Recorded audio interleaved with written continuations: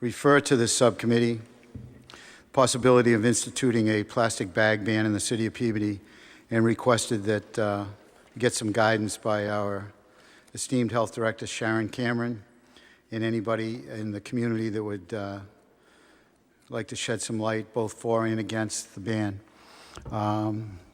We're fortunate tonight to have Green Peabody in attendance. There's a number of people. There's two co-chairs. There's Brian Howcroft and Rita. And Rita, I apologize. I'm not going to say your last name correctly. Can you? Cavicchione. Thank you, Rita. So I'd like to open it up first with some input from the Green Peabody group. And there's co-chairs, Rita and Brian are co-chairs, and Brian has to, he works for PMLP. He's an engineer at PMLP, and they have their monthly meeting tonight. So Brian, you're first up, and I know you have to go, but take as much time as you find you need. Thank you, Brian. Thank you, Tom.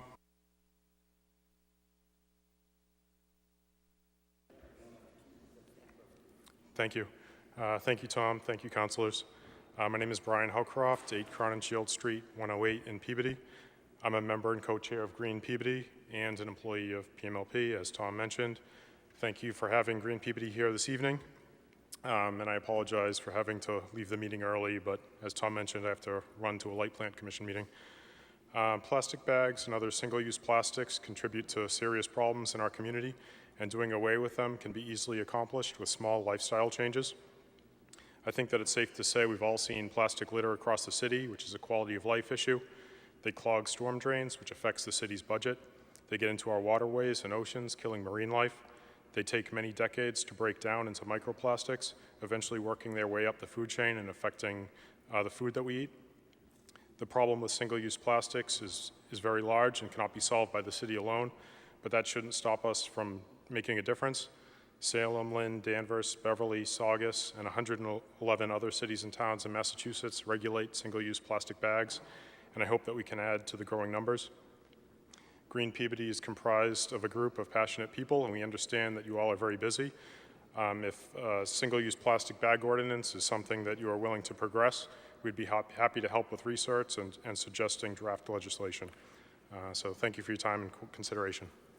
Thank you, Brian. Before we have Rita come up, is there anybody who would like to ask Brian any questions?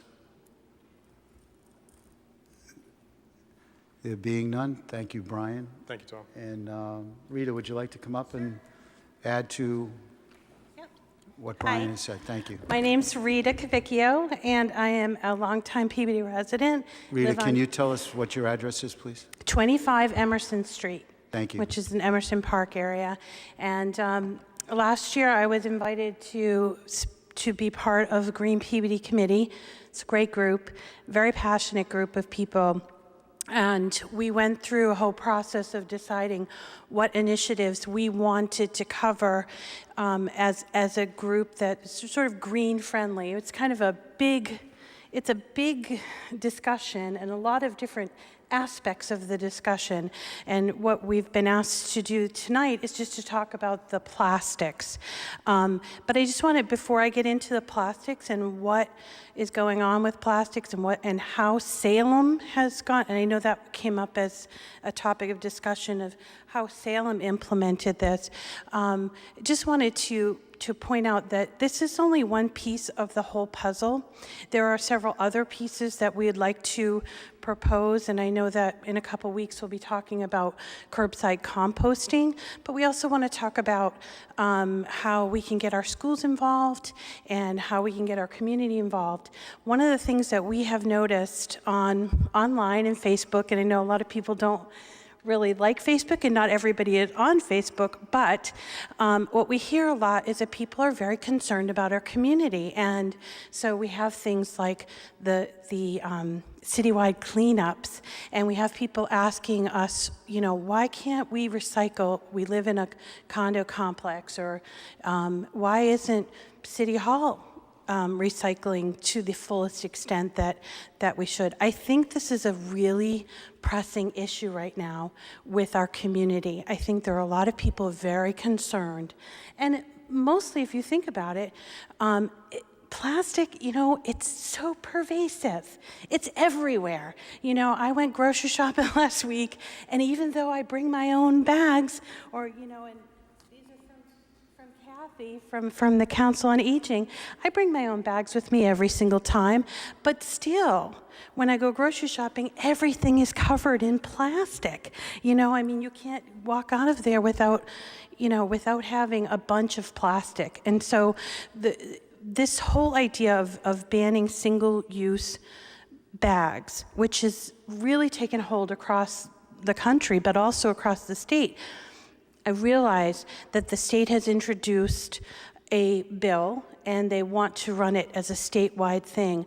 But I just feel like for Peabody, such a big city with so many people and a lot of businesses, it behooves you as a council to take a step in that direction. People are looking at you, and they're seeing Danvers passing and Salem passing, and Swampscott just this week passed a ruling that they're not going to allow distribution of plastic straws. So by remaining silent as a group, it doesn't reflect the city and what people want in the city.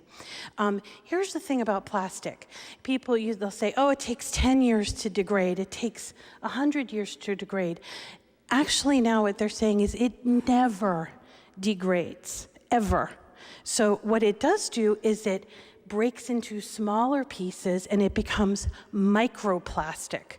This is even worse than the plastic bags you see floating in the trees or swimming along in our storm drains. These microplastics get ingested not only by the marine life, but also by our animals.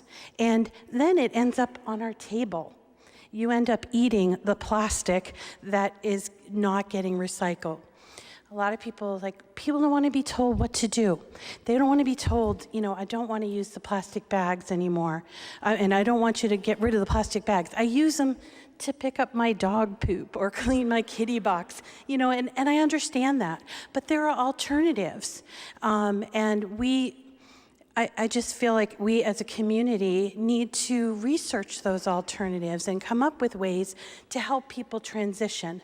When Salem instituted their bag ban, which was in 2016, they spent an entire year educating people. They also had a number of opportunities for people who said, well, I can't afford to buy these kinds of bags. And there was a small subsidy that the city paid for some bags, but also they got the seniors involved, and they had workshops to show people how to make bags out of t-shirts. And I envision that we could do something very similar, and it could be very successful, and just get people out of the habit. Now, will it solve the entire problem? It won't. It won't. There's so many more steps that we as a committee want to share with you, but I just feel like it's time for us to take one step towards this problem. We see these plastics, they're in the trees, they're in the storm drains. I know a number of us spent Saturday morning cleaning up around the city, and I'll tell you, I picked up plenty of plastic bags in the Emerson Park area, but I also picked up a bunch of plastic bottles and just different things made of plastic. It just never goes away. And when it never goes away, at least paper goes away, at least it does degrade. Plastic so anything new that is happening with plastic, any new plastics that are added, it just never disappears. And unfortunately, we can educate till we run out of breath, but only 5% right now of our plastic bags are recycled. And that's because, people just get they come home from the grocery store and then they just ball them up and they say, well, I can't recycle them anymore, so I'm just going to have to put them in the trash. Well, we've got a great solution for that, but it does start with you have to cut off a little bit of the leaking that's going on, and until we can then communicate to people. There are other ways that we can recycle these other than having them in our regular recycling stream, which unfortunately we can't do right now. So that's kind of basically, I'm very passionate about it. I have a great group of people that are very passionate about this idea. I understand it's a lifestyle change, but it's a sort of, and I know we come from a very frugal sort of Yankee background where it's like, but I reuse them. But I put them under my sink or in my closet, and I pick them up and I put stuff in them. Yes, but those people are kind of in the minority. 95% of these plastic bags never get reused. 95% of them just get thrown into the landfill, and those things are aerodynamic. I mean, a good wind, even if it's been properly disposed of, a good wind takes that, and boom, it's in the trees, it's in the water, it's in the gutters, and it's causing flooding. It's causing, dam problems with our even before it hits the ocean, it's causing problems. So thank you for listening to me today. I'm happy to answer any questions. I am by no means an expert, but I have researched this quite well, and I'm happy to answer any questions that you might have about why this would be good for our city. Thank you, Ms. Cavecchio. Anybody like to ask, councilors ask questions of Ms. Cavecchio? Thank you, and I'm sorry, Councilor Sharis, please. Thank you. Thank you, Rita, for being here, and you seem to have a lot of knowledge on this. When you talk about the recycling bags, and I'll tell you, I recycle everything. So when my barrel goes out, I have maybe one bag in the barrels, because I really, and I applaud the efforts that people make in recycling, because I'm a recycler also. But on the plastic bags, they can be recycled and brought back to the supermarkets, and that's what I do when I get an abundance, correct? Okay, and I know there's efforts right now to introduce plastic bags, the single use, which I don't really buy into the language of single use, because as you said, they are used multiple different ways, but I understand in the plastic part of it. There is being introduced plastic bags that meet the standards, right? With a ban on plastic, how do they fall into that category? Or do they in the other communities, are they omit from that because of a particular number or information? Great question. Okay, so right now, the way that the law and the bill that's going to be introduced into this for the statewide is single-use plastic. We're talking about those handled bags that you get at the grocery store. This does not include newspaper bags that everybody gets their newspaper, whether it's shiny, sunny out or raining. My newspaper comes every morning in a plastic bag, and it's like, what do I do with this? This week, we found out a fabulous new thing, and that is that there is a company called Trex. You might be knowledgeable of it. They make composite wood, and what they do is they take plastics and sawdust, and they make wood that lasts forever, basically for deck chairs and for, just anything doing with the deck. We propose that in addition to eliminating the plastic bags in Peabody, and I really don't think that that's going to be difficult, because I think we have people who shop in the city, we have people that shop outside of the city, and right now, all of the surrounding cities are doing this. So we're kind of like this little island in the middle of the North Shore where there, even Lynn passed about a month ago, right? So anyway, if we do a plastic bag ban and we word it correctly, we might just say it's the single-use bags for now. And we have a great solution because we just found out that this company, Trex, is encouraging everyone to recycle their newspaper bags, the dry cleaning bags, the produce bags, all those other bags that are not written into that bill. So in this case, this is why I'm saying it's a baby step. Let's do this baby step of single-use bags, and we'll all start using our recycled bags. I know a lot of people say, well, paper and plastic, you know, which is better? We were told in the 70s that we needed to switch to plastic. And what they're finding out is that paper degrades, plastic does not, bottom line. And so I do propose that we have, this is a one step in a multi-step process for us to be a greener community. Yeah, thank you.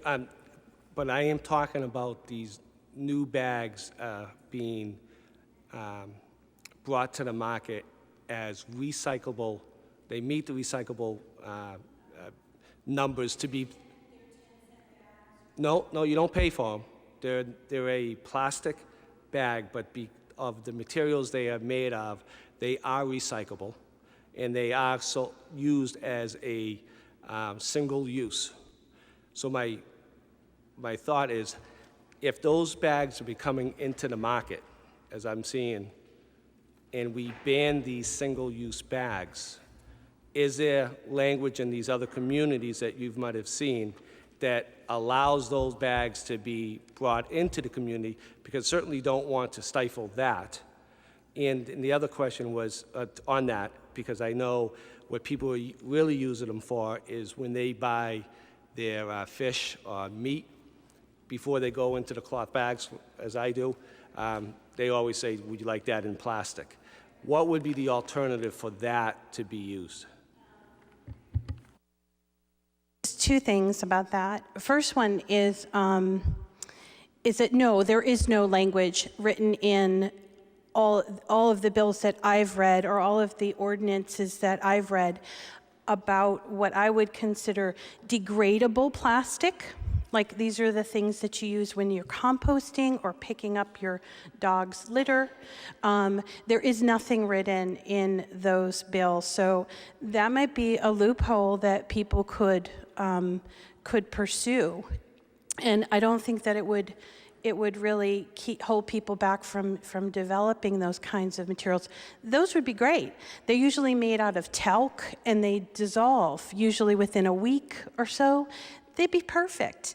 Unfortunately, that would mean that we'd have to go to every business and say, look, you've got to stop buying this plastic bag and buy this plastic bag. And I think that could be pretty messy. A tangle for you guys to have to deal with.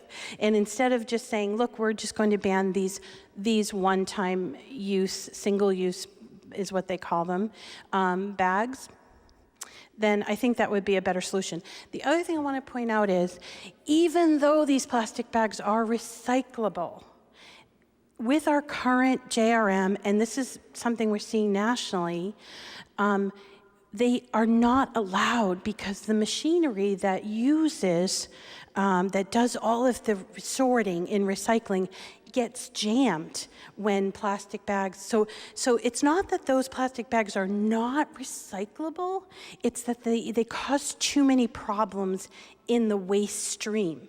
So I think it's a two-prong thing. We eliminate these plastic single-use bags, and then we try to educate and guide people to recycle them properly. And that's what you were talking about with bringing them, to the grocery store. This is what that Trex company is offering us as a solution, not just us, but other communities. So it's not just that they're not recyclable, because they are recyclable, they're just not recyclable in our JRM system. And so, that needs to be considered as well. I have more questions, but I certainly would like the opportunity of others to speak. No, go ahead if you'd like. Thank you. And I know these are baby steps, and again, progress always starts with baby steps. One of the things I just saw, I think yesterday, was Swampscott banned straws. right? And I'm thinking, I know Dunkin' Donuts is changing the way they have plastic cups and things of that, styrofoam. And it's, I mean, we brought up that styrofoam isn't recyclable, and again, as you mentioned, we got brought up as saying, you know, save a tree and go to plastic, you know, and are we now doing the opposite? Right? These are all good questions, and I think this is a lot of questions that this council is going to bring up. And then you hear communities who are looking at to reversing their decision, just finding that it's not working for them, and you know, maybe there was other benefits and other means they can do. So my question is, and you mentioned this is a first step, do you have information on the straws, the coffee cup lids, the plastic, because I know some of those are allowed to be recycled and straws aren't, right? Plastic spoons and things like that, right? The styrofoam, although it is recyclable, it just no one wants to take it because you need so much of it in order to make any money from it. So, sorry. No, it's part of the discussion, so I have no problem with that. With the information that you're getting from other communities, and I think Councilor Gould is also doing that, reaching out to other communities and how this is affecting. And again, on the, you know, the other plastics that we find on the streets, you know. I'm amazed how many, not even plastics, but cigarette butts, that is more deadly to animals than any other product out there that's being thrown on the ground. And should we be doing something about that? I honestly believe we should be. But again, so I really like some more information. One of the things a couple months ago that we all experienced is we have Student Government Day here. And one of the gentlemen, I don't know if you saw it, his name, I lost his name in my memory, but they had talked about doing this. And one of the things he asked was the Peabody Chamber of Commerce and having their information, have their thoughts on this. Have you reached out to them at all? I have not reached out. I know that they just had a leadership change at the Peabody Area Chamber of Commerce. I have not reached out to them. Really, our first step after having discussed this for over a year in our committee was to start a petition, and that was just sort of to kind of nudge you all to come up with, let's think about this. Let's put it on the table to talk about it. So as far as reaching out, no, I have not reached out. I would be happy to do that. And again, we're all happy to do whatever it takes to make this happen, because we really feel that strongly about it. And now, again, I like the discussion, and I'm happy to hear that Salem took a year to really implement this and get it going. And I think that was a wise choice with the merchants that we have here in the city too. So thank you. Thank you for my new bag, because one of my bags handles just ripped off, so I'm down a bag. So thank you very much. Thank you. Thank you, Councilor Sharis. Councilor Turco, please. Thank you, Mr. Chairman. Rita, just so you know, I'm not on the committee. I just had a quick question. You may or may not know the answer. It was just, you mentioned in your opening remarks the plastic water bottles, and Councilman McGinn and I have had this discussion about these. You're 100% right. They're everywhere. Guilty as charged with my own children that leave them throughout the house. But why do you think it is that plastic bags are the charge right now? That's the big thing, to ban plastic bags and not these water bottles that are everywhere. And maybe because it's the easiest thing to handle first, but just trying to get your opinion on it. My opinion is that people see them a lot more than they see those plastic water bottles around. Now, granted, when you go to a soccer game and everybody's throwing their plastic water bottles into an overflowing container, which happens all the time around here, it's just, you know, they want to do the right thing. They want to put that in the trash. And the other thing is that plastic bags are so aerodynamic, they end up in trees. We've all seen them. We've seen them along the side of, 128 and Route 1, and they just get all tangled up, and then they get really gross, and they also will cause water dams in our water system. So this is kind of a DPW issue as well, and it could cause some serious, and we're a city that, we're under the water table, so we should be concerned about stuff like that. Plastic bottles don't do that. They are ubiquitous, for sure, but I think the fact that the plastic bags float so easily, you see that movie American Beauty, I think, and there was this whole scene about plastic bags appearing as if they are, actual human creatures or creatures. That's what we're talking about. It's so prevalent, it's so around, and people see it and they get kind of irritated by it. Thank you very much. That's all. Thank you for coming tonight. Thank you, Councilor Turco. Any other questions of fellow councilors before we go to another member of Green Peabody? Councilor McGinn, please. Thank you, Mr. Chairman. Councilor Turco just waved to me. There's a email that was forwarded, which is from a resident, I believe, Kristen Bresnahan, dated May 23rd. Move to receive the late communication. Motion to receive. So moved.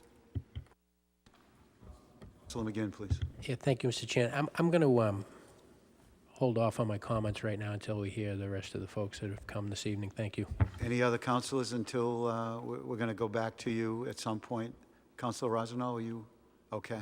Anybody else from Green that would like to speak? Please come up. This is your opportunity to enlighten us. Hi. Could you please state your name and address for the record, please?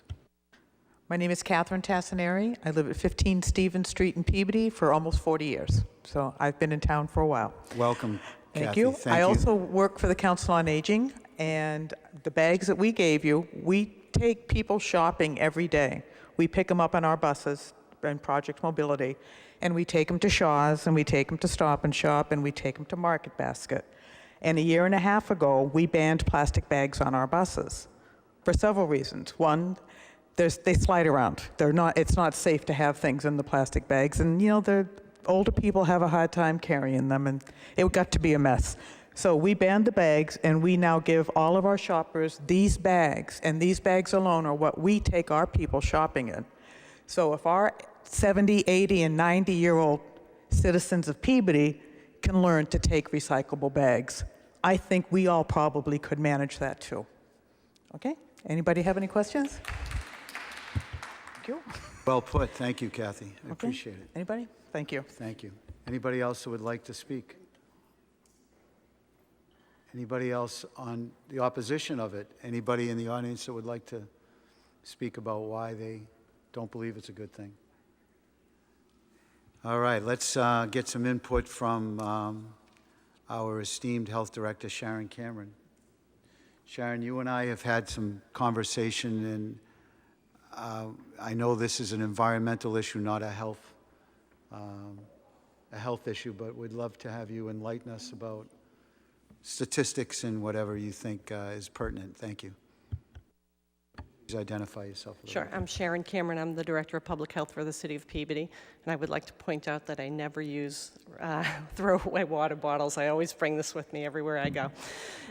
So I have spoken with health directors in other communities that have the plastic bag ban, and much of the experiences they've related to me are very much in sync with what you've heard from the folks from Green Peabody, the importance of doing a lot of education up front and really building sufficient time into your rollout so that, number one, people who have stock of plastic bags have time to get rid of them or relocate them to another community, but more importantly, to do the education with the retailers and with the public about what's included in the plastic bag bans, what are your options, how do you clean reusable bags so you're not carrying around a contaminated bag from time to time.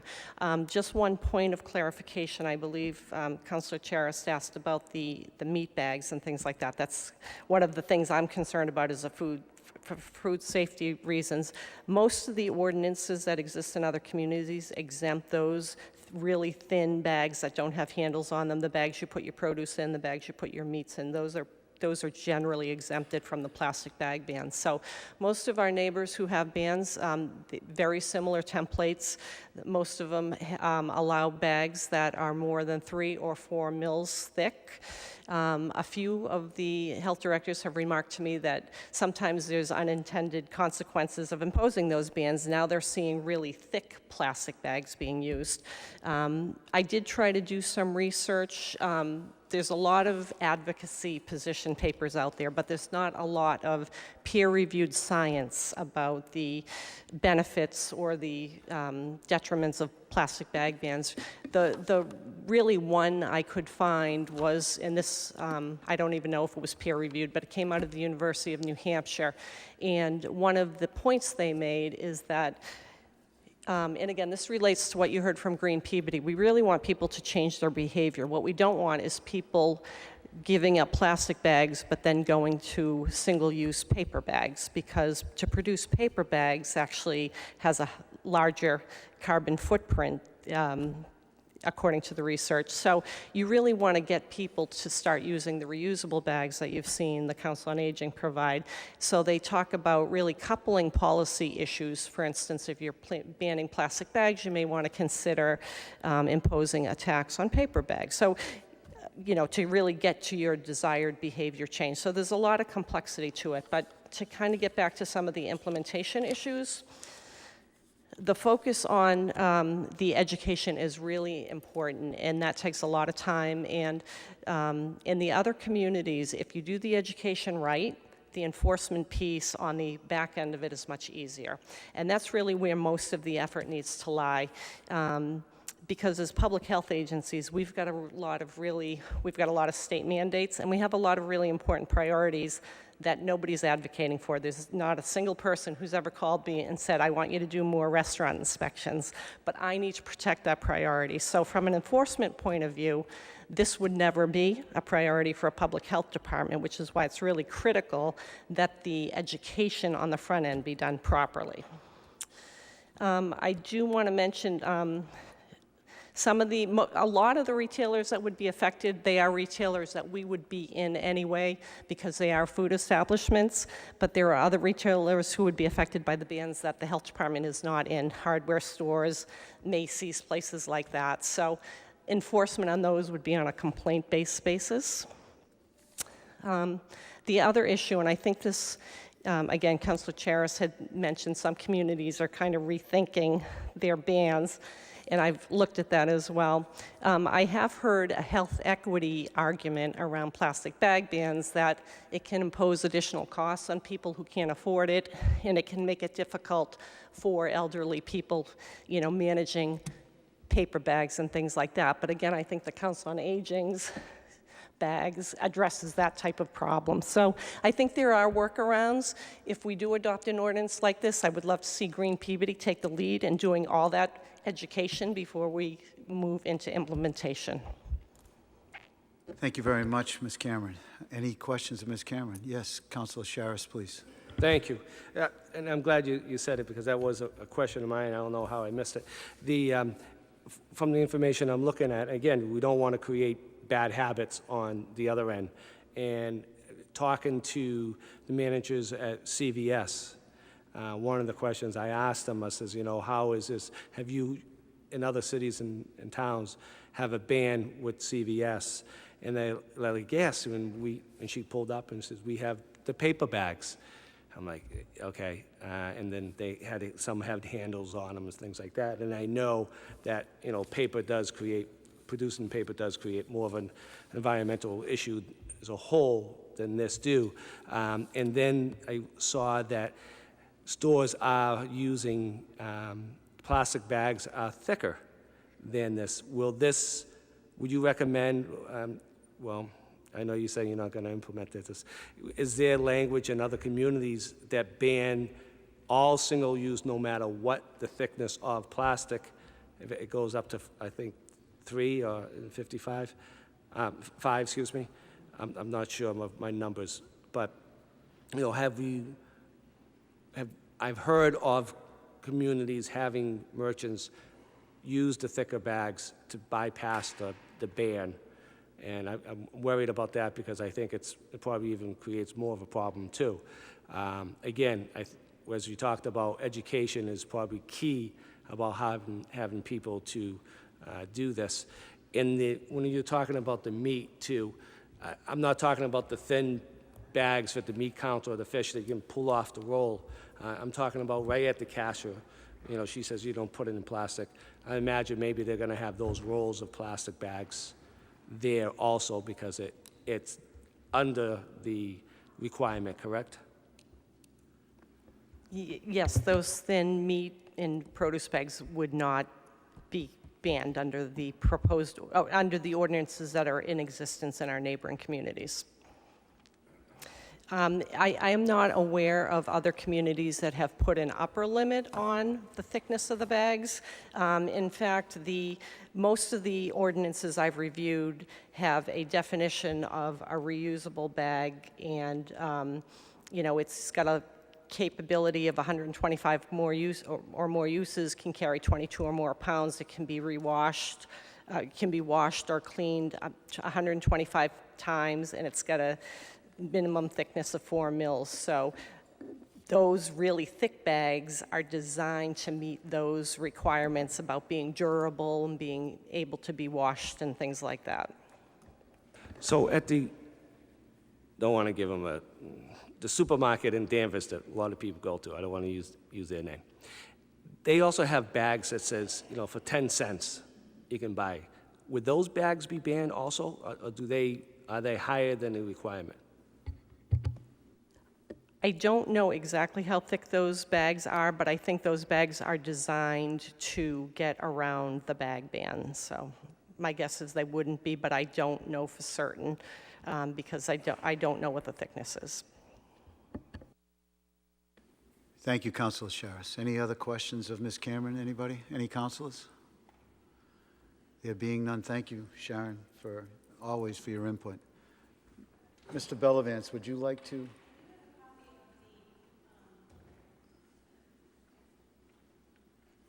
Copy of the state, the bill that's they're talking about maybe in August voting on it, and it does include language about things such as pharmacy bags not being included, and there's quite a bit of detail on how they're defining the bags. I'd be happy to submit this or whatever you do. Motion to receive. Take a so moved. Thank you, Councilor. Thank you, Ms. Caricchio. Mr. Bellavance, would you please come up and either receive questions or enlighten us, or do you have anything you'd like to weigh in on, please? Thank you, Kurt Bellavance, Director of Community Development for the City of Peabody. No, I would concur with what Director Cameron was saying. We had spoken about this earlier. It's really about the education of the plastic bags versus paper.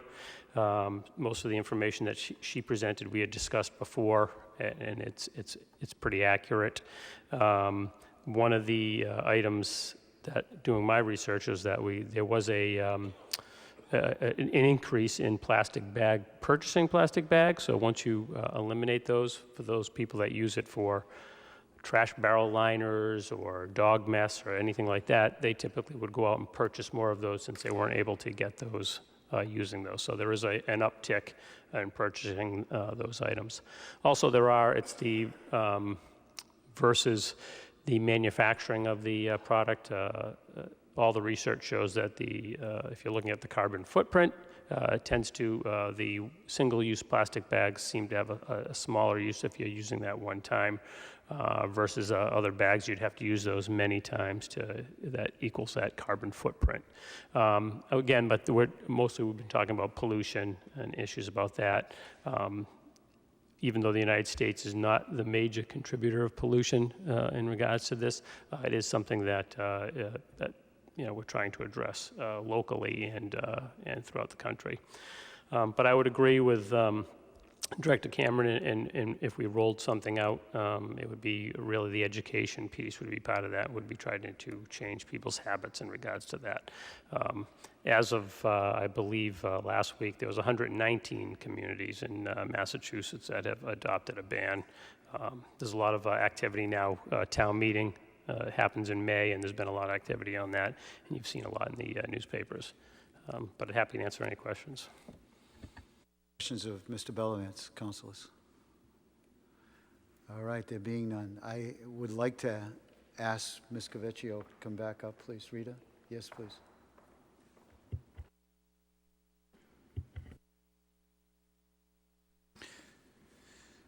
Thank you. So if we move forward on a proposal that would ban single-use bags, is Green Peabody willing to help us with the educational part of it? I think I could say 100%. This group of very dedicated people that are in the school systems or have been in the school systems, obviously the Council on Aging, these people are very dedicated and will probably just do just about anything to get us to that place. It's a big task, though. I don't mean though. It's a big task, but it's something we would welcome and be a valuable player in the implementation for it if the council so decides. So great, glad to hear that. Okay, thank you. Councilor Manning Martin, please. By the way, Councilor Manning Martin, you were very good to me. You led me, when you and I spoke about the plastic bag ban, you led me to the leaders of Green Peabody, and I appreciate your help with that. You're quite welcome. Thank you. I just have a question or maybe a suggestion. If this subcommittee wants to move forward with the recommendation of banning plastic bags, I would suggest that the council or the subcommittee get behind Green Peabody's education piece before doing that. Because if you get behind their educational piece, they will be able to kind of take it on the road and have listening sessions and educational sessions throughout the city at different venues. And then you will be able to educate the public that way and get them on board before you implement a ban. I think that it's best to educate them first, get folks on board, that it's not such a frightening change, and allow Green Peabody to do that. And they will be able to do that if they have the council's support. But if we were to go forward with a ban first and then send Green Peabody out to the wolves, I don't think it would be as successful as I think that you would like it to be. So that's just a suggestion from the peanut gallery. Thank you. Thank you. I couldn't agree with you more. What I'd like to see, though, in simultaneous to the educational point, is for us to come up with an ordinance so they then have the ability to learn and educate our residents as to what we're looking to propose before we implement it. So I think ordinance along with education is the right way to go. I'm open to suggestions from anybody, but is that kind of where you were thinking, Councilor Manning Martin? No, I wasn't. I'm kind of harkening back to the day where we were looking to extend the school day, and we took although it didn't come to fruition, we took a poll, a huge citywide poll, and it was probably 15 years ago, so I may not be exact on my numbers, but my recollection is the poll was about 75-25 against extending the school day. Then after a committee went out on the road and went school to school in open venues, we had a public meeting session at the Council of Aging, at many of the schools. I think we had one here at City Hall open to the public. And then we polled the same folks. It was a huge citywide poll. We flipped it to 70% in favor and 30 against. So it's the education piece first that I think it would be more accepting of an ordinance if the citizens were in favor of it before it was even implemented, and you do that through education and outreach. So that's what I'm suggesting. So I'm not denying. If you do a two-tier, to me, I just think. Well, we need, in my opinion, we need to get something in writing so that they will be able to go out and educate. What are we looking for? How are we going to implement, and how are they going to educate the implementation of? That's my opinion. Yeah, I see what you're saying, but, okay. That's just my suggestion, to educate first, and then you get people on board, and then the ordinance is overwhelmingly accepted, as opposed to creating the ordinance and then telling people what you're educating them about the change. So that's all. So, Sharis, please. Yeah, I agree with Councilor Manning on this. This is such a step for Peabody that to get, because I know I have a bunch of constituents who's voiced to me that they're against this. And I hear their thoughts and their fears and things of that nature. And just tonight, just in a 20-minute conversation, I've learned some things that I want to bring back to some of my constituents. And I think it would be better to educate the public first on what we're looking to do, because they may bring some more information to us that we're not, neither Greenpeace or Green Peabody or the city sees. And there may be people in that industry that can give us more information on how we can adopt an ordinance. So I do agree with Ms. Manning that we may want to educate and do multiple meetings with the public before we set up an ordinance. I hear what you're saying. I'm open to suggestions. I mean, 113, 111, 113, 119 communities have already done it. So we don't have to reinvent the wheel per se. We definitely have to educate. And I think our troops are ready, willing, and able to go out and educate. But we're not reinventing the wheel. We don't have to reinvent the wheel. We have to make the wheel better, right. Councilor O'Neill, please. Thank you, Chairman Gould. Yeah, I understand the other councilors' comments, but I think whatever we decide as a community, we could have the ordinance, be effective a certain time away. So there would be time for this education that is critical, as everyone has talked about tonight. But to just keep talking about it and then eventually come up with a final, ordinance or ruling, I just think it's better to say this is what we're proposing to do. There's still going to be further discussions, but then it would be effective down the road. So we can once again talk with the retailers, the community, as well as the people who are going to be, implementing it. I just think that we have to move on it and enact it at a certain time away. It gives time for people to talk. But that's just my opinion. Thank you. Councilor McGinn, please. Thank you, Mr. Chairman. And I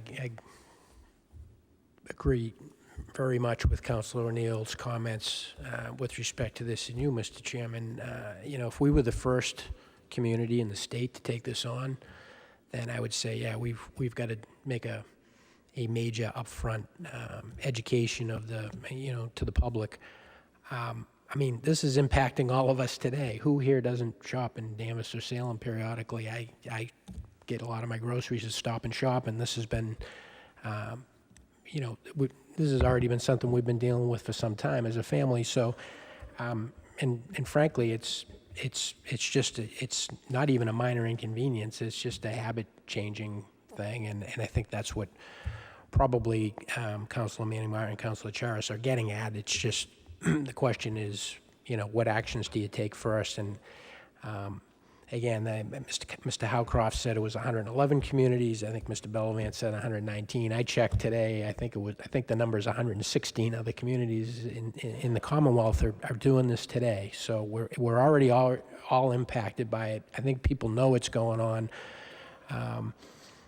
I'm fully supportive of this change, and 100% agree with Director Cameron with respect to the critical need for education. But I do think we need to know what we are educating people on, and to do that effectively, we need to have the language of the ordinance. I would absolutely prefer action on this at the state level. There was a comment, I think, made by Councilor Charis, and good for you for hearkening back to Student Government Day with the question they had about asking the Chamber of Commerce. Yeah, you know, I've worked in business for 35 years. What businesses want is some understanding of what the landscape is, and right now they've got this inconsistent landscape from community to community of what is acceptable and what's not acceptable. Frankly, I think making it more consistent across the state is probably a better thing for business in the long run than contributing to this kind of patchwork of acceptable in some communities and not acceptable in others. I'll tell you, I don't think we should wait for the state's legislation. I think Peabody should act. You know, we're not a leader on this. We're a follower in this case, with so many other communities having already taken this step. A number of years ago, at the urging of my daughter Anna, I went to a screening of a documentary called Bag It. And if you want to look at this thing online, it's Baggit Movie, BAGIT movie.com. And for any counselor or citizen that might be watching this that might have reservations about taking this action, I really suggest taking the time to watch this movie. It's clear that the negative environmental impacts of these bags is significant on a global scale. You know, some of the things that you heard from Green Peabody tonight, you know, they're absolutely true, and they've been going on for decades. You know, I think you may have tried to make a distinction, Mr. Chairman, earlier that it's not a health issue, it's an environmental issue. I beg to differ on that. It is a health issue because, as was said tonight, you know, this stuff these plastics are getting into the food chain. We're eating this stuff. And although, you know, Peabody's contribution to that problem may be tiny in the larger scheme of things, it's still wrong. So I think we should take this step. I think we should make take the time that we need to educate people on why this is the right thing to do, and enact the change when we believe that the education has taken hold and is effective. Closer to home, I pick these bags up and pull them down from trees on nearly a daily basis. Yeah, you all know that I live near the downtown area. These are plastic bags that, you know, when you talk about they might have a lifespan of 15 minutes in some cases. Some of them don't have a lifespan of 15 seconds. They get them at the cash register at Walgreens, and they take the product out, and some people, frankly, just they may put the bag in the barrel and it blows out, or they may just throw it on the ground as they're getting in their car. It's unbelievable, but they're flying around everywhere, and that is wrong. You know, I mean, it's unsightly, but beyond that, it is absolutely the environmental hazard that, and it works to the detriment of our drainage system and so forth, as was explained by the members of Green Peabody tonight. In these city cleanups, I see these plastic things in the streams all the time. So it does create problems, and in a city where we're concerned with again, flood mitigation, these are the types of things that we don't want going down to storm drains and ultimately into our rivers and streams. I think the committee, we've received the language of Salem's ordinance, and my suggestion would be that the committee tonight advance action on this by requesting that the Director of the Health Department and Community Development coordinate on draft ordinance language for the city of Peabody. And I would make that in the form of a motion. And on that motion, again, I don't think it should be too difficult. We've got, you know, whether we think it's 111 or 116 or 119 other communities to you know, look at for language that we can, you know, ultimately glean best practice type language from those various ordinances. I think we should be able to come up with that relatively quickly, given that everything that's out there, including many communities, as was pointed out, that are on the North Shore. So you've heard the motion. Thank you, Mr. Chairman. Thank you, Councilor McGinn. Any other councilors prior to us? Councilor Rossignol, you're okay? Through the chair, just one question to Councilor McGinn. you're not putting a time frame on implementation, correct? Through the chair to Councilor Rossignol, definitely not. I just think that we should get language prepared. We get that back, we can hash that out in committee.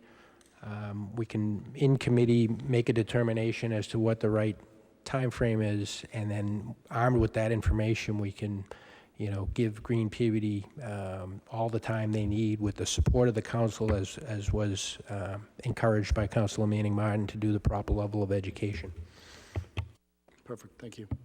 Councilor Rossignol, there's a motion on the floor. I just want to say prior to us voting on the motion,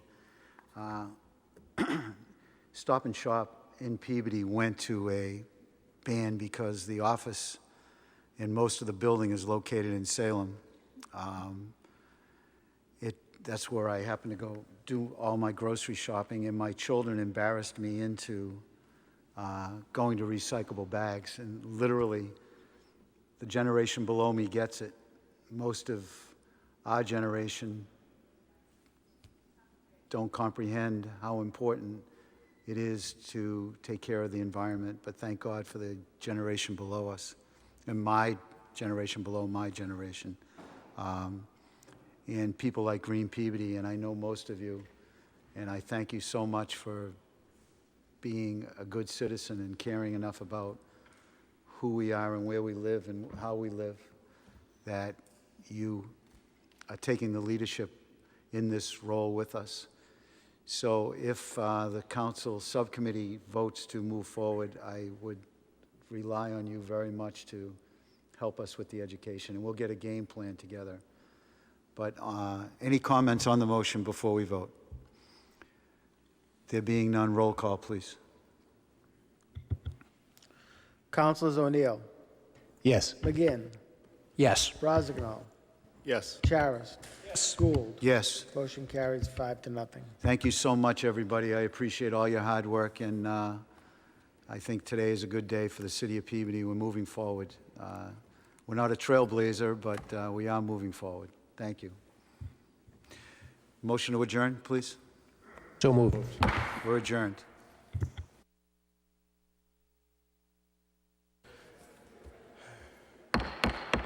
Councilors, we're going to open the Committee of the Whole for Thursday evening, May 23rd at 7 p.m.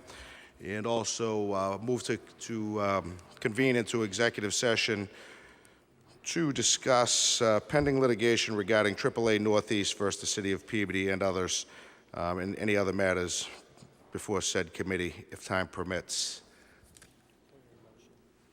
Can I get a motion from somebody? Motion from Council McGinn. All in favor? Any opposed? It's a vote.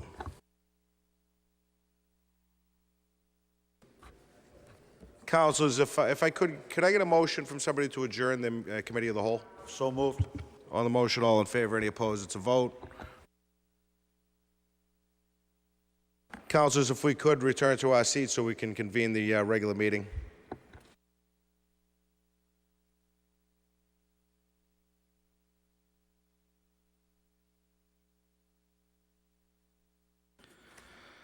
I'd like to convene the regular meeting of the Peabody City Council dated Thursday evening, May 23rd at 7:30 p.m. Please join me in a moment of silence.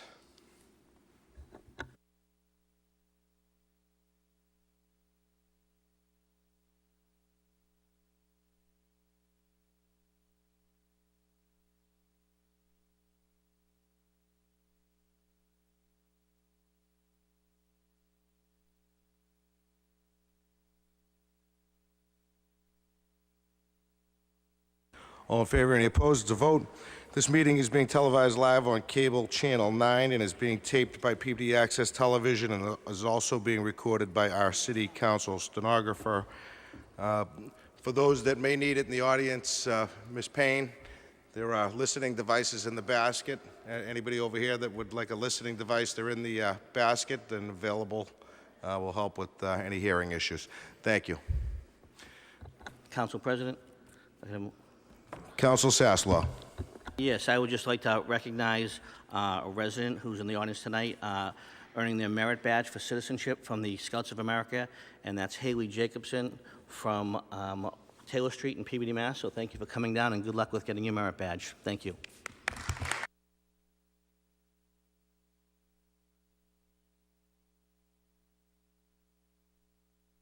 Thank you, Council. We're going to move to item 4A on the agenda. Before we do that, I'd like to ask Council Manning Martin to take the chair, since this is an issue in Ward 1.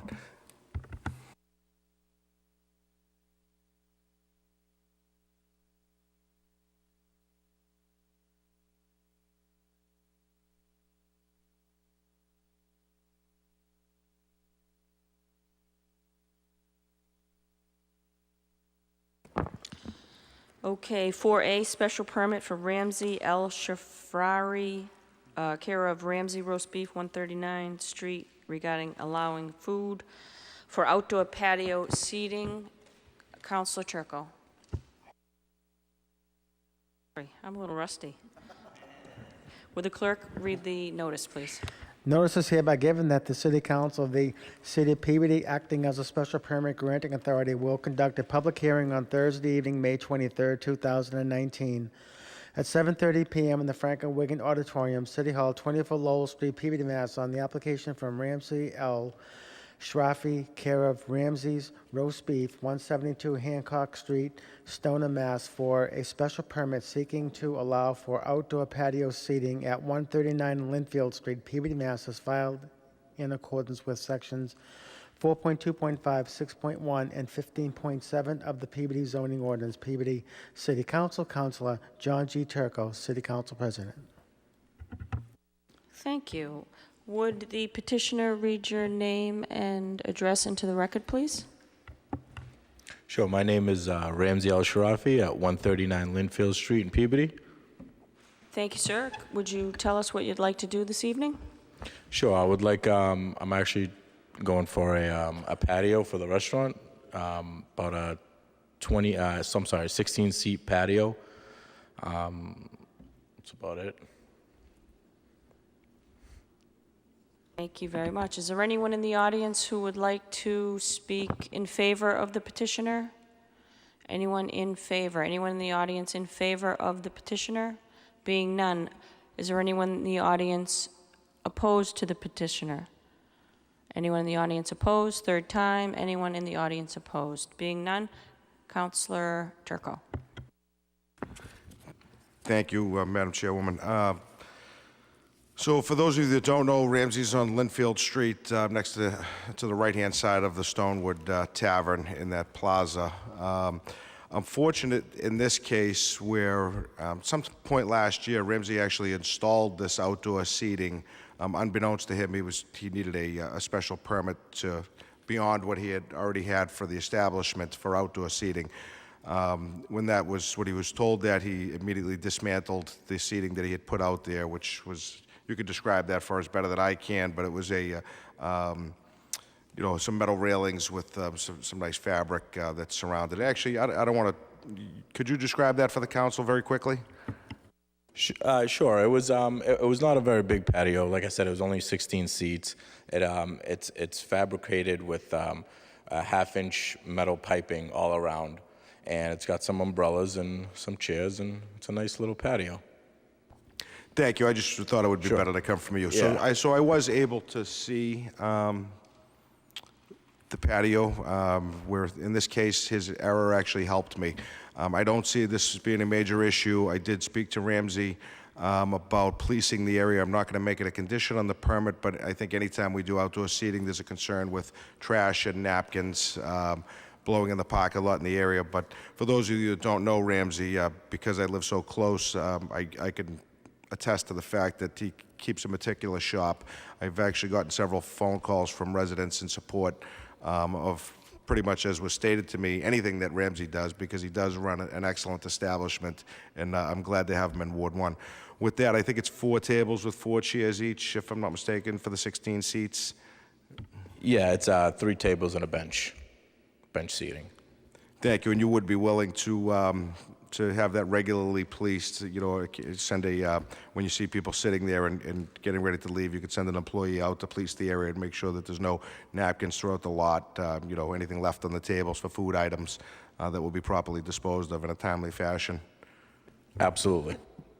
And also, I'm not sure if there's a condition from the fire department in the packet which says no open flames, fire pits, or propane trees without permission from the head of the fire department. There's no intention on doing any of that, and if you did, you realize you would have to go to the fire department before you did any of those things. Yeah, not at all. I mean, yeah, the patio is probably going to be used mostly during the day.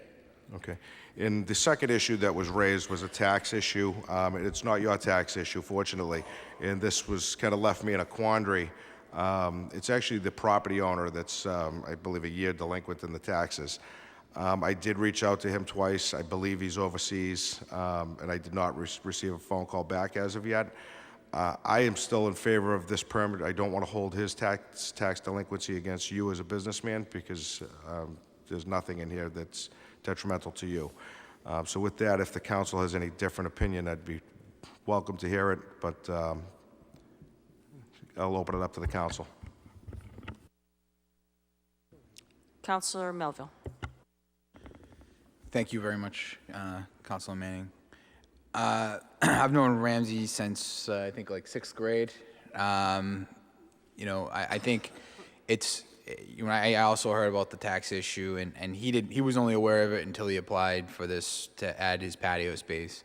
I can also speak to him as a business owner. I'm proud to see a friend of mine doing well down there, along with the fact that, you know, when he did find out that he had an issue with this, when he first constructed this area, he immediately took the correct action and applied and withdrew the patio area that he had constructed and then moved towards doing this the right way. I think, you know, I look at that as an honest mistake, and I think he's doing a great job as a business owner down there.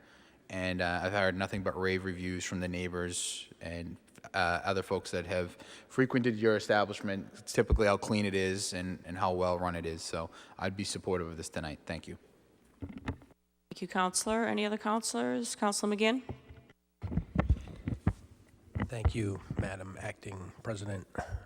I'm in full support of this. I just want to make sure I heard correctly, and I don't have any intention of requesting that it be held up for the taxes, but did I hear you properly, Councilor, that they're a year behind on their taxes? Is that accurate?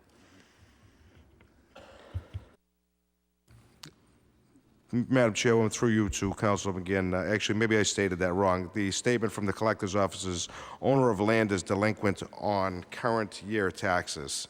So I don't know how much of that current year he is delinquent of. Thank you for that clarification. Hopefully it's not the worst case scenario that it sounded like. So thank you. Thank you. Thank you, Councilor. Councilor Charest. Thank you. I imagine this area is only going to be used by your facility, your customers, and it's taped off, not taped off, but boarded off so other people can't use it. Am I correct? Yep, it's enclosed. There's one 3-foot opening, but what I can do is at the end of the night, I can just rope it off so nobody goes in. When I close at 9, I know that Stonewood closes a little later, but you know, we can have something that says, you know, closed or something in that nature. And how about the chairs at night? When you close, are you bringing those in, you're chaining them down? Is there a concern that wind will blow them around at night? So they're pretty heavy duty, and the bench is pretty heavy duty, so I don't think they'll blow away. The only thing is I would probably take the umbrellas down at night. That would be the only thing that I would probably have to do. Well, I'm happy to support this because Thank you. I've only been in your place a couple times, and it gives me a nice spot to eat those huge sandwiches that you put out. That's awesome. They're amazing. So that's awesome. Thank you. I do. Thank you. And I do. I see that the kitchen, and you know, well, you can see, and the storefront is always clean. So. Thank you. Any further remarks? I just have one question to Councilor Turco. The collector's comments, as has already been pointed out, are kind of vague and nondescript. Do you know how much taxes they're behind in the dollar amount? Council Manning, I do not know an exact dollar amount. I'd hate to put the property owner's attorney on the spot, who's in the audience, but we're fortunate enough to have him here. He's not listening right now, but Attorney Angeles? That's okay. You know, though, Councilor Turco, I guess that's okay.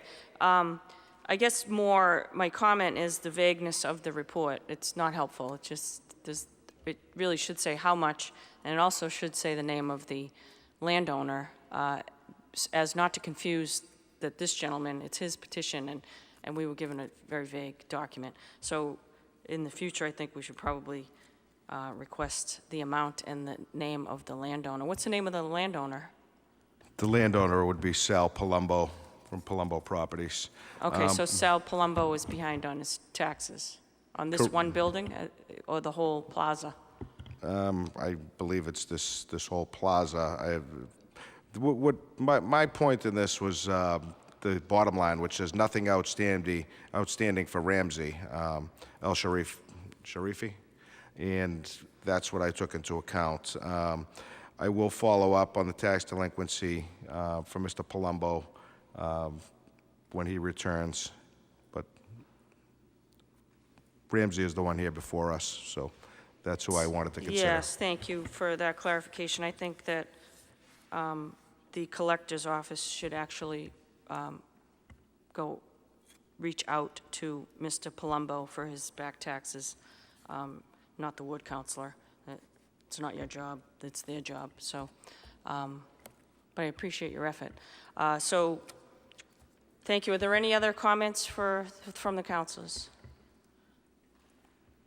Councilor Turco. Move to close the public hearing. Close the public hearing. All in favor? Any opposed? It's a vote.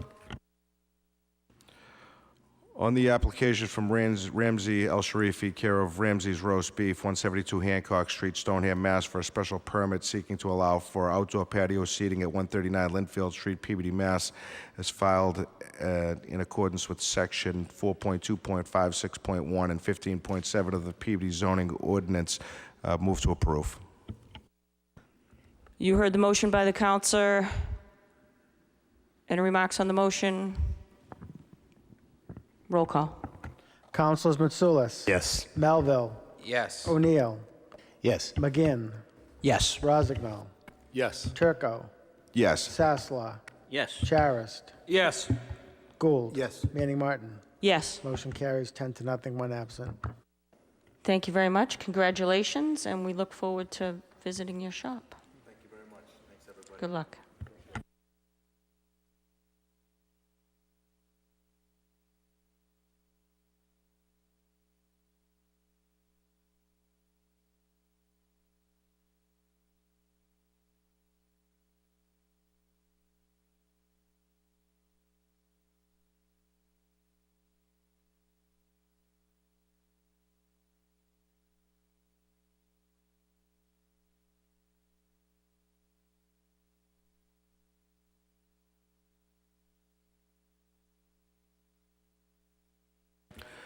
Thank you, councilors. We'll move to item 4B on the agenda.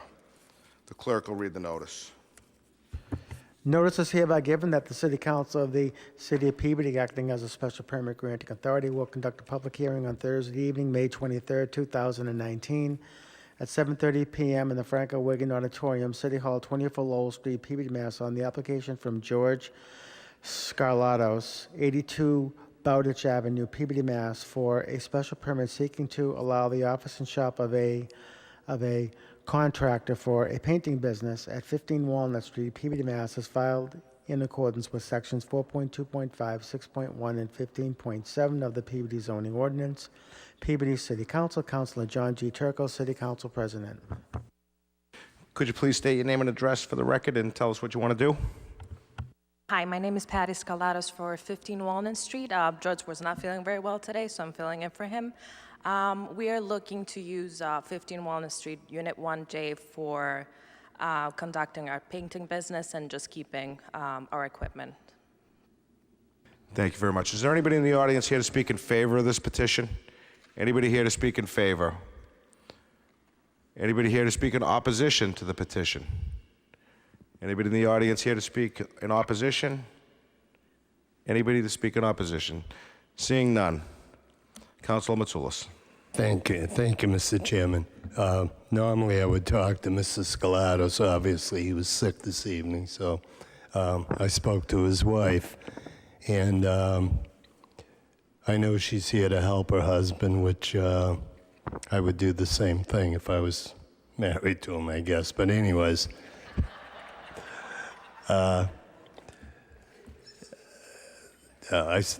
said that wrong, but anyways. I'm trying to help Ms. Scalatos out here a little bit. I understand the paint business. I grew up in the paint business. Most of you know that Matsoulis Painting Corporation's my family, and that's what I did in high school.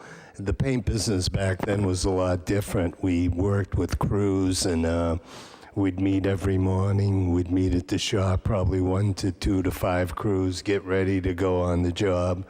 And we'd mix all the paints in the garage, and we'd have our vehicles there, trucks. And well, the paint business is different today. It's pretty sophisticated today. What Ms. Scalatos is looking for is to have an office with a little storage where where they could put their equipment. No paint is brought into the business. It's all delivered on the job. There's no crews come to the job the location. They go right to the job. So the only thing that's at that business is just their storage equipment that they deliver on the job, and the office that they use to do their paperwork and bidding. So that's basically what she's looking for. And just to give you a little history on the building, it's the Old Furman Tannery, and the Old Furman Tannery is doing what we would like to see old tanneries do that don't survive in the tannery business any longer. We like to see them cut up the buildings and make them small rental spaces to create more business for the community and create new businesses. And that's exactly what Mr. Scalatos is looking for. There will be no vehicles stored on that property. They have their parking space that they need for themselves in the back. And basically, that's what they're looking for. They're looking to just run an office out of there. And I'd like to, Mr. Chairman, under suspension of the rules, receive item 8F, and that is a letter from Mr. The owner, Joel Whitman, to supporting this company. And I know Mr. All in Whitman. favor, any opposed? It's a vote. Thank you, sir. And I know Mr. Whitman, he is very particular about the people the companies that rent his building. He makes sure they're safe, they're clean, and they're the right companies to go in there. He takes good care of his property, and I could never see him looking to put a company in there that would not complement his property. With that, Mr. Chairman, I'm going to open it up to the rest of the council for any questions. So moved. Thank you, Councilor. Any questions from the council? Councilor Charest. Thank you. I was just curious. Do you have a operation already here in the city, Peabody? We actually run it from home, but yes, it is in Peabody. Okay. Well, I'm glad you're staying here. I'm sorry? I'm glad you're staying here. Yes, we are. And we're hoping to buy a house in Peabody too, so. Even better. Thank you. Thank you. Any other questions? Seeing none. Councilor Matsoulis. I'd like to make a motion to close the public hearing. All in favor, any opposed? The vote.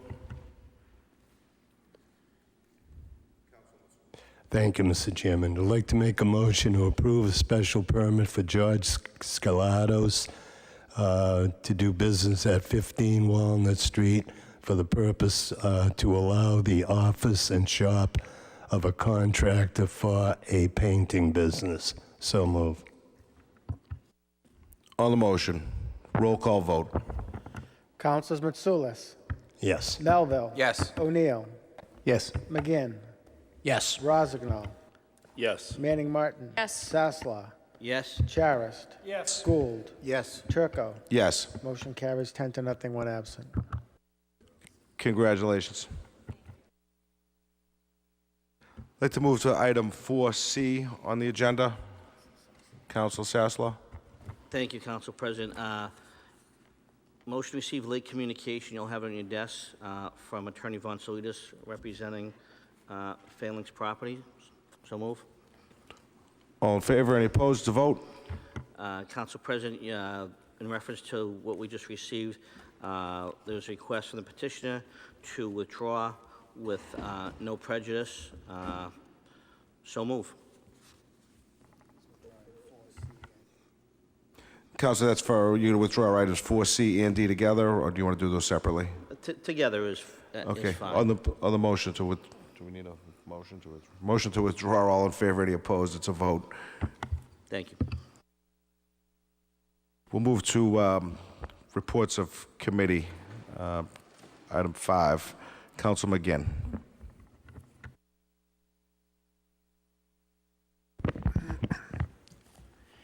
Thank you, Mr. President. Legal Affairs Committee met on May 16th. Present at the committee were Councilors Gould, Melville, O'Neill, and myself as chairperson. In attendance for the city were City Solicitor Smazinski, Community Development Director Bellavance. In attendance for Wind Development were Adam Stein, Matthew Curtin, and Attorney Ankleys. Those three individuals are here this evening as well. There was a single item on the agenda, which was the Tannery 1, 18 Crown and Shield Street item regarding a dam transfer agreement, deed, and easement. The city solicitor provided an explanation of both documents and why it would be beneficial both to the city and Wind Development to enter into these agreements. Committee members confirmed with the city solicitor that there would be no upfront cost to the city. It was further confirmed that the Department of Public Services is supportive of the agreements as a means of providing flood mitigation in the area, and DPS will support the ongoing operation and maintenance of the dam. There were comments made by each councilor supportive of the initiative. There was a motion from Councilor Gould as follows: move to authorize the city to accept the dam parcel as defined in the dam transfer agreement and easement as defined in the easement document, and to authorize the mayor to execute all documents necessary to complete the grants. That motion passed unanimously, and I would put forward that same motion now for a vote of the full city council. Thank you, Mr. President. On the motion, Councilor Manning Martin. Thank you, Mr. Chairman. Through you to Councilor McGinn. So if I understood you correctly, there'll be no additional commitment of funds from the city beyond what we've already agreed to with the CPC monies. Is that correct? Right. This refers specifically to the dam parcel, and the city would take over ownership of that dam and the ongoing operation of it, which is seen as beneficial by DPS so that they can go in advance of storm conditions and regulate water levels that had not been happening proactively with the prior ownership. So under the agreement, the new owners, Wind Development, will upgrade the dam to meet all current standards, and before the transfer takes place, and then at that point, when the city is satisfied that it's been brought up to the proper level, to proper condition, the city would then take responsibility for the ongoing operation and maintenance of the dam. Thank you. That was a very thorough explanation. I appreciate that. And would the council receive notice, or will there be another formal process by which we take ownership, where this is kind of a public act once those upgrades are made and the transfer of hands of ownership takes place? Will we be notified, or do you know when that will happen, or? Council McGinn. Thank you, Mr. President. Through you to Councilor Manning Martin. That's all contemplated in the two agreements the dam transfer agreement and contemplates what needs to take place, the timing, and the easement relates to access to the dam across the property. And what the motion here is to allow the mayor to execute both of those documents. So I think the short answer to your question is no, it would not come back to the council. We would be advancing that tonight. But if I understand you correctly, it's all in writing and there is an end date and it's clear and concise. Council McGinn. Thank you, Mr. President. Through you to Council Manning Martin. I believe that to be the case, absolutely. Thank you very much. On the motion, all in favor? Roll I'd call like to vote. roll call. Thank you, Mr. President. Councilors Mitsoulas, Melville. Yes. O'Neill. Yes. McGinn. Yes. Rozignol. Yes. Manning Martin. Yes. Sasslaw. Yes. Charist. Yes. Gould. Turco. Yes. Motion carries 10-0, 1 absent. Council McGinn. That's it. That's the report, Mr. President. Thank you. Thank you, Councilor. Industrial Community Development Committee, Councilor Gould. Thank you, Mr. President. We met this evening to discuss a single-use plastic bag ban here in the city of Peabody. We had a number of people from Green Peabody here, led by co-chairs Brian Howcroft and Rita Covecchio. They spoke about the current condition, which was very enlightening. There were in-depth questions asked of Green Peabody by my fellow councilors. We heard from the Health Director, Sharon Cameron. She spoke about the process of implementing the single-use plastic bag ban, the pros and cons, more pros than cons. We also heard from Community Development Director Kurt Bellavance. He spoke about the statistics for and against, more fors than against. We had a motion, excuse me, by Councilor McGinn to have the Community Development Director Kurt Bellavance and the Health Director Sharon Cameron draft an ordinance to implement a plastic bag ban and report back to the subcommittee for review. We also were able to enthusiastically solicit educational help from Green Peabody. They've offered to start tomorrow morning, but I told them just hold on a little bit to provide training, educational training throughout the city. So moved. I'm sorry, it passed 5-0 in subcommittee. So moved. Thank you, Councilor. On the motion, roll call vote.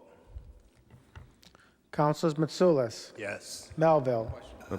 My apologies. On the motion, Councilor Melville. Mr. President, through you to, what are we voting for? I thought they were going to report back to the subcommittee. We report out, but we're not going to take a roll call until we have an ordinance, Mr. Chairman. Okay, so we'll leave it in committee, so Yes, there'll be no please. motion. Thank So, no motion. Actually, the clerk tells me there was a motion put on the floor, which is what I thought. No? Tim, no, it's your guidance, Tim. Tell us what we should be doing. Well, there was a motion in subcommittee to have an ordinance drafted. Vote of the full council to move forward on the ordinance. On the motion, Councilor Melville. My understanding was that the subcommittee had requested that information be brought back to the subcommittee for a ordinance that would then be reported to the council. Why would, and this is just a point of clarification for me, but why would we have to vote on it at the full council at this time? Mr. Clerk. Well, you're only voting on to have an ordinance drafted. That's the motion.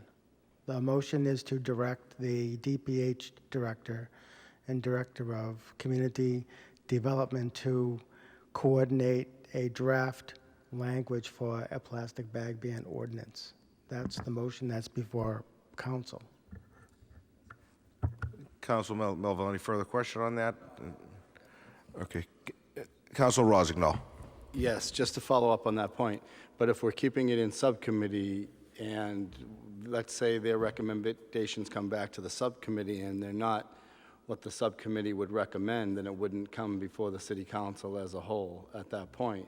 So to echo Councilor Melville's question, just procedurally, I don't know if we really need a vote of the whole if all of the content is still staying in subcommittee. Councilor Rosendahl, do you have any further comments? Councilor Charest. Thank you. Yeah, it was my opinion and thought that this was, we're gathering more information.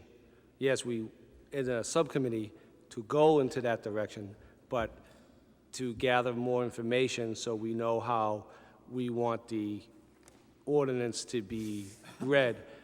And one point of order was that my fear is that stores will sidestep the ordinance by a thickness of the plastic, and we wanted to make sure that we weren't going to fall into an area that people would be able to use a different thickness of plastic bags and not be in that ordinance. I really believe that this was coming back to the subcommittee and a time for information to be sent out to the city residents on more information. Thank you, Councilor. Councilor Gould. It is, through you, Mr. President, to Councilor Sharris, it is coming back to us, and as the clerk said, we are strictly voting to proceed with the authorization of the health director and Mr. Bellavance to draft an ordinance, and that's all we're doing. So moved. Thank you. Okay, on the motion, Councilor McGinn. Thank you, Mr. President. I think we're just hung up a little bit here on the procedural piece of this, and I think maybe I'd suggest through you to Councilor Gould that we just add that language be sent to the Industrial and Community Development Committee for further consideration. So moved. And I think that would address it. Thank you. Any further questions on the motion? Roll call vote. Councilors Mitsoulas. Yes. Melville. Yes. O'Neill. Yes. McGinn. Yes. Rossignol. Yes. Manning Martin. Sasla. Charist. Yes. Gould. Yes. Turco. Yes. Motion carries 10-0, 1 absent. No further report, Mr. President. Thank you, Councilor Gould. So you all know we may have lost the clerk for the remainder of the year. He may not come back. To the council, is that because his parking spot ends in June 1st? Committee, Committee of the Whole. Councilors, this is a report of executive session. Committee of the Whole. The council convened into executive session in the mayor's office to discuss pending litigation regarding AAA Northeast versus the city of Peabody with the city attorney. That was decided that we keep that in litigation and an executive session. No motions on the floor. We'll move to item number 6, motions, orders, and resolutions. Councilor Mitsoulas. No motions. So moved. Councilor Melville. Thank you very much, Mr. President. I asked just a point of information out to the public and to the council. Steve Patton, our Veteran Service Officer, forwarded me the calendar for this weekend's memorial events. And just quickly, on Friday, tomorrow at 9 a.m., there's the flagging of, starting at Cedar Grove, Oak Grove, Harmony Grove, and Monumental, the Monumental Cemeteries. We'll start there, so it's 9 a.m. They're going to start at Cedar Grove. If you have an opportunity to go down there, it's a really nice event.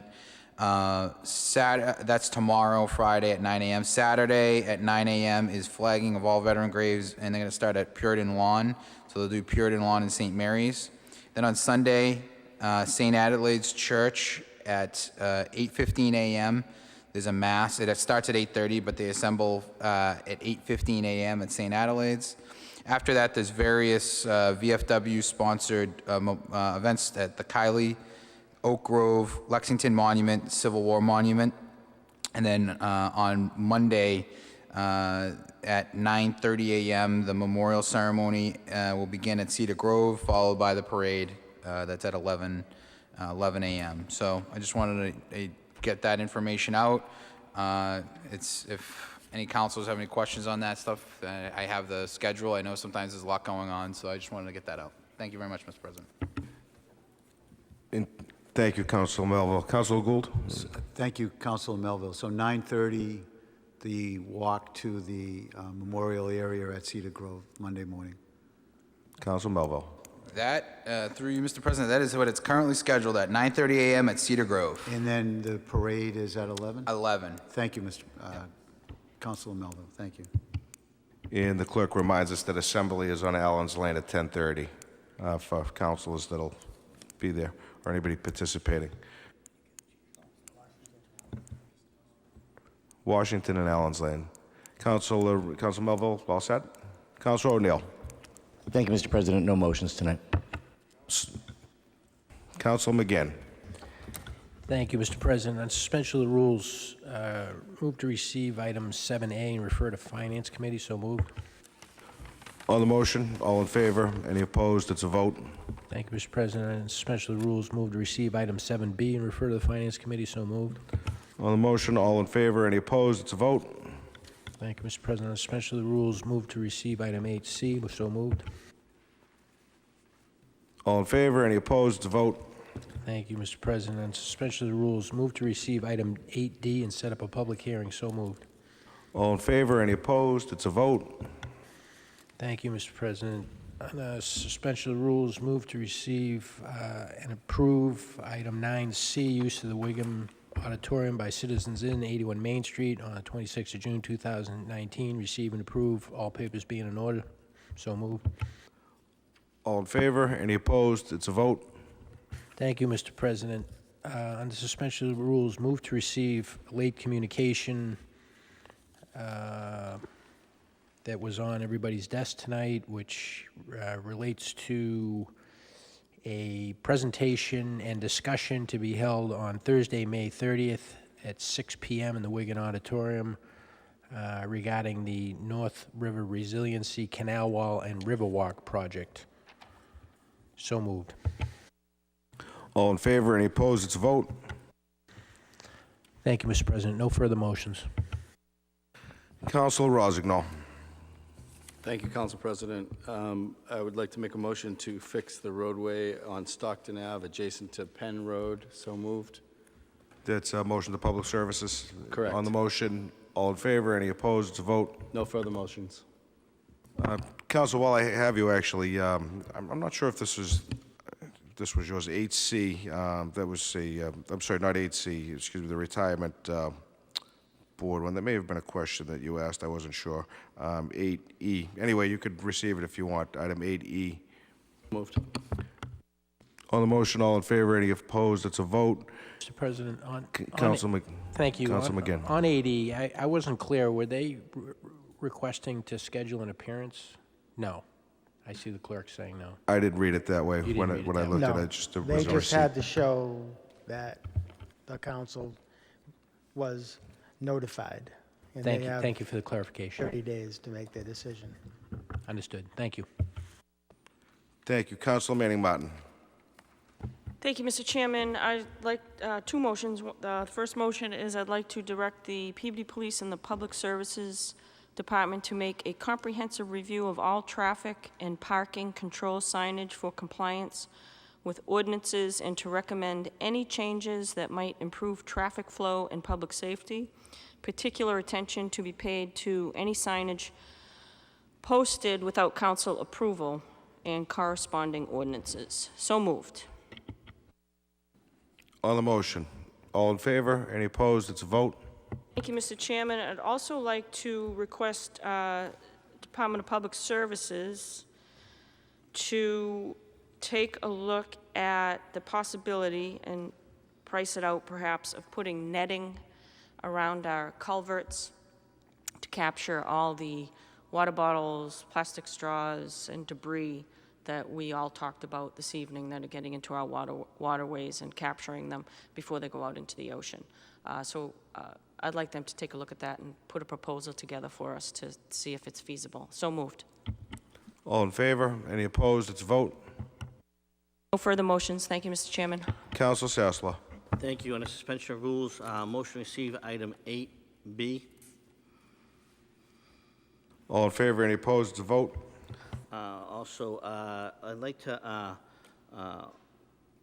let everyone know that I'm going to be having a neighborhood meeting on Thursday, June 6th at the Peabody West Library Branch at 6:30 p.m. And that's a neighborhood meeting to review the proposed condo development behind what is formerly Latitudes, now known as Boston Sports Clubs.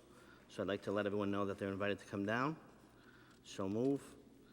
Also, I'd like to make a co-motion. On the motion, all in favor? Any opposed? It's a vote. Good. I'd also like to make a co-motion with Ward 4 Councilor Charist that a request be sent out to the Mass DOT that they repair the potholes at the Route 128 Lowell Street overpass. I came down tonight and it's just gotten worse.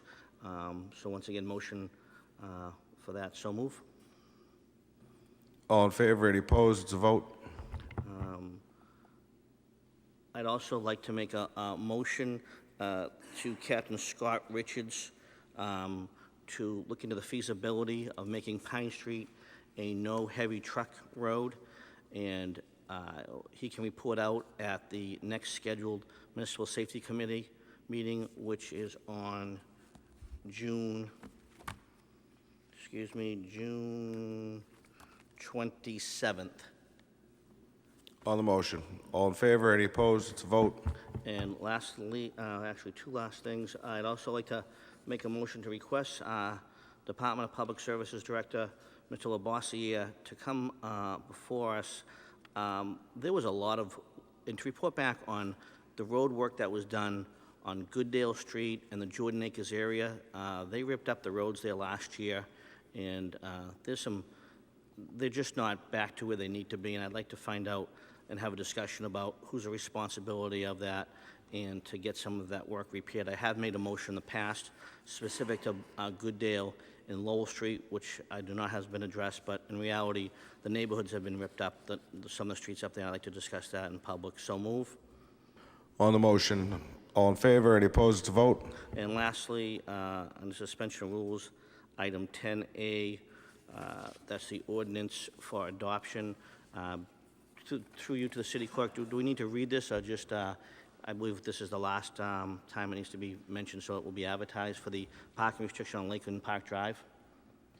You can move to adopt as advertised. Move to adopt as advertised, please. On the motion, all in favor? Any opposed? It's a vote. No further motions. On that motion, Excuse me. did you have a question on the motion? No. Okay. All in favor? Any opposed? It's a vote for Council Sasslaw. Council Manning Martin. Thank you, Mr. Chairman. Appreciate it. I forgot to make an announcement, so I appreciate you coming back to me. The City Council's Drug Education Prevention Subcommittee will be having the second annual Dan Pimenta fundraiser at the Meadow in Peabody on June 22nd at 6 o'clock. Again, this year it will be a long drive competition, but we've also added a golf ball drop raffle, which is a lot of fun, and there'll be a lot of prizes and raffles and a silent auction again for a lot of sports memorabilia. And I want to thank Councilor Gould and Treadwells for again providing free ice cream for folks. He's very generous, and also Councilor Ryan Melville for agreeing to scoop the ice cream again this year. So there'll be a lot of fun. So I hope, and then and I want to thank Metro Bowl as well, because they will be sponsoring the after party after the event with pizza, appetizers, and a cash bar, and more raffles and more prizes. So it was a great time last year. So I hope folks can come on down to the golf course. You don't have to golf. You can just enjoy the fun and then join us at Metro Bowl after for more fun. So thank you very much. Thank you, Councilor. And while I have you, I actually meant to ask you about this item 8A. If you'd like to receive that as the only sibling of a fire person in the city, I believe, or on the council. Yes, thank you. Move to receive item 8A, the Peabody Fire Relief Association memorial notice on Sunday, June 9th. Thank you, Mr. Chairman. Thank you, and if you could also, as a Ward 1 resident, receive item 9E for me, that would be wonderful. Motion to receive 9E, the block party for Bay State Road and Lakeshore Drive, June 3rd, 2019. So moved, Mr. Chairman. On the motion, all in favor, any opposed, it's a vote. Council Sasslaw, you were done, correct? Council Charest. Thank you. Just for point of information, I'd like to thank Tim for getting the sign of Fred Berry Chambers up for us to view. Thank you again for that. Also like to, again, thank the Public Works. They've been out consistently trying to fill the potholes within the rain that was been dropping for the last, seems like a month. As well as Councilor Sasslaw was mentioning the coal motion for the 128 area. The city has been going in and filling those potholes as they can, recognizing it's the state road. So I know people are frustrated with the amount of potholes there are out there, but the DPW is doing everything they can to try to get them in filled with all the rain that we're having. So just that point of information. Again, I just want to wish everyone a happy Memorial Day and thank you to all the deceased vets, including my father, for all the stuff they have continued to support the vets today, to support those memories. So again, thank you to them. And the only other, one other one was last week on Wednesday, there was a meeting held in this auditorium on Emerson Park and down by the Higgins and got down to Scouters Way to incorporate what we be looking and envisioning for outdoor recreation. It was the first meeting. It was a lot of information, more meetings to come. It was just gathering information and input of how that could be used in a more of an appropriate way. So that was just 1.0. And the last is a very special thank you and anniversary to my wife for 30 years this weekend. So I'm not sure if she's watching, but happy anniversary and thank you. That's all. Thank you, Councilor Charest. Councilor Gould. Thank you, Mr. President. I'd like to make a co-motion with Councilor Mitsoulas to have the sidewalk fixed at 28 Abington Ave. So moved. On the motion, all in favor, any opposed, vote. I'd like to make a co-motion with Councilor McGinn to have May Street swept. Apparently they went through, but I don't know what happened. But I'd like to have DPS please look at sweeping May Street again. So moved. On the motion, all in favor, any opposed, vote. I'd like to make a co-motion with Councilor Sasslaw to patch the potholes at Ellis Road and Henry Road, I believe. Councilor Sasslaw? So moved. On the motion, all in favor, any opposed, vote. I'd like to make a co-motion with Councilor McGinn to have the sidewalk and tree at 1 Glen Road looked at and possibly fixed, either the sidewalk or the tree removed. So moved. On the motion, all in favor, any opposed, vote. And I'd like to, and I open to suggestions from my fellow councilors, like to have the Director of Parks and Recreation report to, and I'm open to what subcommittee it would go to discuss trash removal and recycling policy in our parks. Councilor Manning Martin, I'm going to defer to you because you're the elder stateswoman here. What would be the right committee to put that in, please? Councilor Manning Martin. Well, Parks and Rec would be under, is it recycling or is it Parks and Rec?